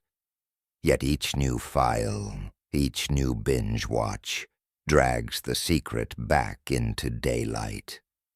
The future will not dose us with blotters in dive bar martinis. It will whisper through recommendation engines, flicker in mixed reality overlays, calibrate itself on biometric drips we volunteer for convenience. The ethical vacuum MKULTRA exposed is not sealed. It is simply waiting for the next research budget, the next crisis, the next justification. So guard your cognition like you guard your data. Demand consent audits when algorithms woo your vote, your wallet, your worldview. Support archivists prying open the last dead letter boxes. Support whistleblowers who would rather tell the truth than torch it. History shows that when secrecy metastasizes, victims multiply, and accountability arrives decades late, if it arrives at all. This concludes our 10-chapter descent into America's psychosis experiment. If you feel disoriented, take heart. Clarity is the antidote to manipulation, and you just ingested 2 hours of it. No LSD required. Stay curious, stay skeptical, and when you hear tomorrow's miracle tech promise to rewrite the mind for good, remember MK Ultra's echo. The mind, rewritten, may never be yours again.